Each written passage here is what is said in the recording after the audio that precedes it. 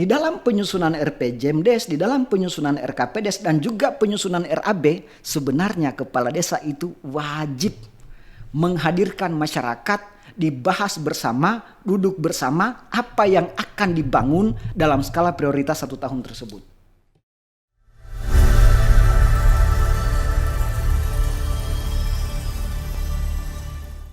Bismillahirrahmanirrahim. Assalamualaikum warahmatullahi wabarakatuh. Salam sejahtera bagi kita semua. Om Swastiastu, Namo Buddhaya, salam kebajikan. Kembali lagi bersama saya Dr. Hamrin SH MH MSc Han dalam program Hamrin Speak Up sebagai bagian daripada Hamrin Channel.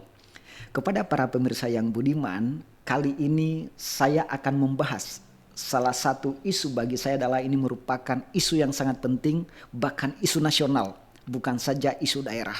Yaitu adalah saya akan membahas terkait dengan desa. Ataupun saya membahas tentang bagaimana pembangunan dan peningkatan kesejahteraan yang masyarakat di desa.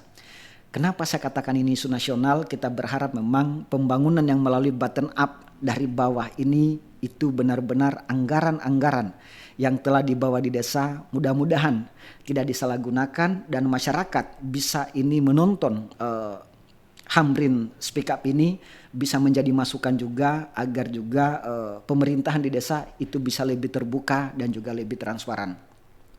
Kepada para pemirsa yang budiman, saya coba membahas bahwa desa ini sebenarnya itu sudah diatur sedemikian bagus menurut saya, sedemikian baik menurut saya, yaitu diatur dalam Undang-Undang Nomor 3 Tahun 2024 sebagai perubahan kedua atas Undang-Undang Nomor 6 Tahun 2014. Artinya kepada para pemirsa yang budiman, ketika di dalam kalimatnya adalah sebagai perubahan, berarti peraturan yang lama atau Undang-Undang Nomor 6 Tahun 2014 itu dikatakan masih berlaku. Berbeda kalau bunyi kalimatnya itu diganti. Kalau diganti berarti peraturan yang lama itu sudah tidak berlaku lagi. Yang pertama, Bapak Ibu semua, sebenarnya dalam Undang-Undang Desa itu telah dijelaskan apa sebenarnya desa itu. Jadi sebenarnya ini adalah sebuah hal yang sangat penting. Jadi Bapak Ibu semua, desa itu merupakan kesatuan masyarakat hukum yang memiliki batas wilayah yang berwenang untuk mengatur dan mengurus urusan pemerintahan dan kepentingan setempat berdasarkan hak asal usul maupun adat istiadat serta dipimpin oleh kepala desa. Jadi clear secara hukum bahwa desa itu dipimpin oleh seorang kepala desa. Kemudian bagaimana caranya kepala desa itu memimpin desa? Yang pertama sudah tentu adalah karena desa itu, kepala desa itu dia melalui pemilihan langsung. Di mana dia melalui pemilihan langsung oleh masyarakat yang ada di desa. Itu juga sudah diatur dalam peraturan perundang-undangan ataupun Undang-Undang Nomor 3 tahun 2024 sebagai perubahan kedua atas Undang-Undang Nomor 6 tahun 2014 tentang desa itu sendiri. Jadi Bapak Ibu semua, kepala desa itu mengenai masa jabatannya itu sebenarnya sudah diatur juga di dalam Undang-Undang Nomor 3 tahun 2024. Yaitu terutama di pasal 39. Jadi Bapak Ibu semua, di dalam pasal 39 itu sebenarnya sudah dikatakan terkait dengan masa jabatan kepala desa. Yang Undang-Undang Nomor 6 2014 itu 6 tahun, nanti dia selama 3 periode, terpilih kembali lagi 6 tahun, kalau masih terpilih lagi sampai lagi 6 tahun. Tapi ada undang-undang terbaru sekarang hanya 2 kali masa jabatan atau 2 periode. 8 tahun. Kalau pemilihan terpilih kembali nanti ditambah lagi 8 tahun. Setelah itu selesai masa jabatannya. Jadi juga sebenarnya ini sekitaran 16 tahun kalau memang itu terpilih 2 kali. Yang pertama. Kemudian sebenarnya di dalam undang-undang itu ditegaskan begitu detail.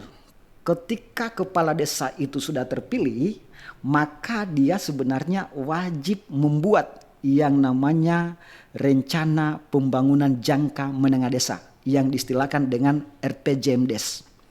RPJMDes ini diharapkan ya kalau dalam Undang-Undang Nomor 6 2014 itu 6 tahun. Ya, RPJMDes itu harus memuat selama 6 tahun apa yang akan dibangun oleh kepala desa dan perangkat desa. Nanti 6 tahun tersebut dituangkan di dalam RKPDes. Ya, RKPDes yaitu rencana pembangunan jangka pendek desa, yaitu dalam jangka waktu 1 tahun. Jadi RPJMDes maupun RKPDes itu dimuat di dalam Peraturan Menteri Dalam Negeri nomor 114 tahun 2014 tentang pedoman pembangunan desa. Jadi RPJMDes maupun RKPDes itu jadi 6 tahun, kemudian dibuat. Kepala desa itu dalam membuat RKPDes itu 1 tahun, apa sih sebenarnya yang menjadi sasaran pembangunan oleh kepala desa dalam 1 tahun bersama dengan perangkatnya. Itu harus dimuat dalam RKPDes. RKPDes itu dia membahas apa-apa saja yang akan dibangun dalam 1 tahun itu. Apa yang menjadi skala prioritas. Itu sudah dijabarkan di dalam Permendagri nomor 114 tahun 2014 tentang pedoman pembangunan desa. Nanti dalam RKPDes pembangunan yang 1 tahun tadi itu wajib lagi dimuat ataupun diatur dalam yang namanya RAB. Harus ada rencana anggaran biaya. Apa yang akan dibangun dalam 1 tahun. Jadi apa yang akan dibangun dalam 1 tahun itu harus dimuat dalam RAB, rencana anggaran biaya. Nah, rencana anggaran biaya di sini itu juga sudah diatur dalam Permendagri nomor 113 tahun 2014. Tapi Permendagri tersebut itu telah diganti. Artinya kalau sudah diganti berarti sudah tidak berlaku lagi. Penggantinya adalah Permendagri nomor 20 tahun 2014, nomor 20 tahun 2018 itu tentang pengelolaan keuangan desa. Jadi Permendagri 113 diganti menjadi Permendagri nomor 20 tentang pengelolaan keuangan desa. Nah, jadi dalam 1 tahun kepala desa menjabat itu harus jelas apa yang akan dia bangun itu dituangkan dalam RAB. Nah, di dalam penyusunan RPJMDes, di dalam penyusunan RKPDes dan juga penyusunan RAB, sebenarnya kepala desa itu wajib menghadirkan masyarakat, dibahas bersama, duduk bersama apa yang akan dibangun dalam skala prioritas 1 tahun tersebut. Ini biasanya sebenarnya bisa kita lihat, bahkan mohon maaf, para kepala desa tidak menghadirkan masyarakat setempat di dalam program-program pembangunan yang menjadi skala prioritas di desa. Sehingga persoalan tersebut terkadang menjadi informasi yang tertutup. Nah, ini sebenarnya tidak boleh. Ini yang dilarang dalam undang-undang desa. Harusnya kepala desa itu membuka informasi tersebut. Bahkan BPD wajib menjaring informasi daripada masyarakat.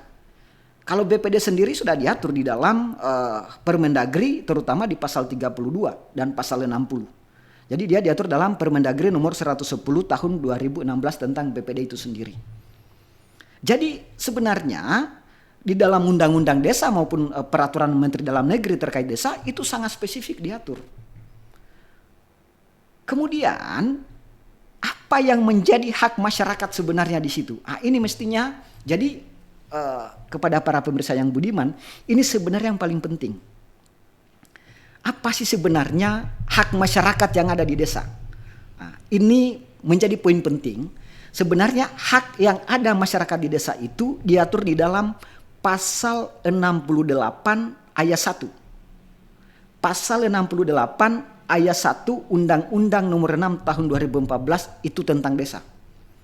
Di situ menjabarkan secara detail apa yang menjadi hak masyarakat desa. Misalnya contohnya gini. Hak masyarakat desa adalah itu meminta dan mendapatkan informasi dari pemerintah desa serta mengawasi kegiatan. Jadi para pemirsa yang budiman, di sini saya tegaskan bahwa di dalam pasal 64 ayat 1 Undang-Undang Desa nomor 6 tahun 2014 itu ditegaskan secara detail bahwa hak masyarakat desa itu adalah meminta dan mendapatkan informasi dari pemerintah desa serta mengawasi kegiatan penyelenggaraan pemerintahan desa dan pelaksanaan pembangunan desa, pembinaan kemasyarakatan desa dan pemberdayaan masyarakat desa. Jadi clear di situ sebenarnya bahwa apapun yang dijalankan oleh pemerintahan desa, mulai dari pembangunan, pembinaan, pemberdayaan masyarakat yang ada di desa, itu masyarakat wajib mendapatkannya. Hak masyarakat untuk mengetahuinya. Jadi sebenarnya kalau sudah seperti ini, maka tidak ada lagi informasi yang disembunyikan oleh pemerintahan ataupun kepala desa yang ada di desa. Karena kalau masyarakat desa meminta yang namanya misalnya tadi, apa sih RPJMDes-nya, apa RKPDes-nya, RAB-nya, apa yang mau dibangun dalam 1 tahun, itu harusnya masyarakat desa wajib dapatkan. Tidak boleh disembunyikan. Karena itu sudah diamanatkan di dalam undang-undang desa itu sendiri. Bayangkan saja para pemirsa yang budiman, ternyata masyarakat punya hak untuk mendapatkan itu semua. Nah, kalau ini saya kasih catatan penting Bapak Ibu, para pemirsa yang budiman, catatan ini sangat penting adalah jika kepala desa ataupun pemerintahan desa itu tidak memberikan informasi, maka sebenarnya masyarakat itu bisa menggugat kepala desa dengan menggunakan undang-undang KIP. Namanya Undang-Undang Keterbukaan Informasi Publik. Itu Undang-Undang nomor 14 tahun 2008. Undang-undang tersebut juga sebenarnya disarankan ya, di sini adalah masyarakat bisa melaporkan kepala desa ataupun pemerintahan desa ketika mereka tidak terbuka informasinya. Yaitu ketika kepala desa tidak transparan ya, tidak membuka informasi mengenai jalannya pemerintahan, pembinaan, pemberdayaan masyarakat tadi, maka masyarakat desa bisa menuntut kepala desa agar kepala desa tersebut bisa diberikan sanksi administrasi, sanksi pencabutan wewenang. Bahkan kalau ditemukan adanya penyalahgunaan keuangan desa, dia bisa dipidana. Jadi sebenarnya mengontrol pemerintahan di desa itu adalah tinggal bagaimana keterbukaan masyarakat atau bagaimana kerjasama masyarakat untuk meminta pertanggungjawaban apa yang dikerjakan kepala desa dalam rencana pembangunan jangka pendek setiap tahunnya. Karena kalau itu diawasi dengan baik, maka saya yakin bahwa anggaran-anggaran yang dari pusat itu turun ke desa itu benar-benar dapat dipertanggungjawabkan, dibuat laporan pertanggungjawabannya secara terbuka. Dan memang masyarakat juga berhak untuk mendapatkan LPJ sebenarnya. Karena itu adalah hak masyarakat. Apakah benar pembangunan di desa itu dijalankan dengan baik atau tidak? Dan ini kita sangat apresiasi karena pemerintahan Prabowo itu telah dengan tegas bagi kepala desa yang menyalahgunakan anggaran, yang menyalahgunakan kewenangan demi kepentingan pribadi dan keluarga, maka itu dia apa yang harus dilakukan? Itu bisa dilaporkan secara pidana. Kalau dia mengelola anggaran dan itu menguntungkan pribadi dan keluarganya. Terkadang Bapak Ibu semua, para pemirsa yang budiman, yang menjadi catatan sebenarnya adalah terkadang dari segi pengangkatan dan pemberhentian daripada perangkat desa. Terkadang di sini juga ada kesewenang-wenangan. Sebenarnya mengangkat dan memberhentikan perangkat desa itu sebenarnya harus juga seizin camat setempat. Ya, harus ada istilahnya itu adalah diberikan izin tertulis dari camat setempat. Jadi tidak sembarang juga memberhentikan maupun mengangkat para perangkat desa. Ini biasanya yang terjadi, terkadang mohon maaf kita melihat banyak sekali di desa-desa itu, kadang kepala desa mengangkat saudara ipar menjadi bendahara, menjadi sekretaris dan lain sebagainya. Ini kan sebenarnya tidak boleh dalam undang-undang.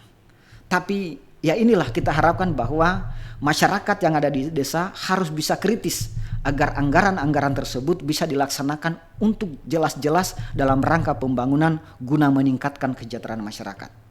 Karena kalau tidak, efeknya adalah pasti untuk kepentingan pribadi, kepentingan kelompok, dan kepentingan keluarga. Ini yang kita tidak inginkan. Karena begitu besar anggaran yang dibawa oleh pusat ke desa, kita berharap memang anggaran tersebut bisa dipertanggungjawabkan dengan baik. Terkadang saya kasih satu catatan juga kepada para pemirsa yang budiman. Biasanya, mohon maaf, biasanya kepala desa ini suka sekali membangun jalan desa. Kenapa? Jadi ini harus menjadi catatan juga. Kita harus juga lihat berapa sih anggaran yang dibangun untuk jalan desa. Kemudian kita cek panjangnya berapa, lebarnya berapa, volumenya berapa, kemudian ketebalannya berapa, jenis aspal atau misalnya menggunakan betonkah dan lain sebagainya. Itu harus ditahu.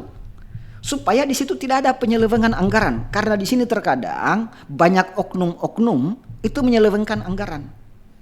Makanya kita berharap adalah dengan podcast hari ini, saya berharap adalah masyarakat desa itu mengacu pada pasal 68 ayat 1 Undang-Undang Desa agar selalu meminta yang namanya dan mendapatkan informasi terkait apa?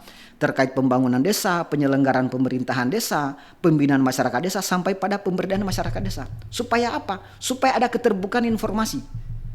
Nah, karena di situ kalau benar-benar kepala desa menyembunyikan, maka bisa kita tuntut dengan menggunakan Undang-Undang KIP nomor 14 tahun 2008. Jadi ini gagasan yang saya bisa sampaikan malam ini ataupun podcast saya malam hari ini, semoga dapat memberi manfaat dan juga setiap anggaran yang di bawah di desa itu benar-benar mampu meningkatkan kesejahteraan masyarakat, bukan untuk kepentingan kelompok dan masyarakat. Bukan untuk kepentingan kelompok maupun para kepala desa. Karena kita tahu bersama bahwa undang-undang desa ini itu menjadi harapan daripada Prabowo agar desa itu benar-benar uang-uang yang dibawa di desa itu benar-benar tujuannya adalah untuk kesejahteraan. Makanya kalau bukan untuk ke sana, ini akan harus dimintai pertanggungjawaban baik secara administrasi maupun secara pidana. Inilah yang bisa menjadi masukan dari saya. Saya akhiri dengan billahi taufiq wal hidayah. Wassalamualaikum warahmatullahi wabarakatuh.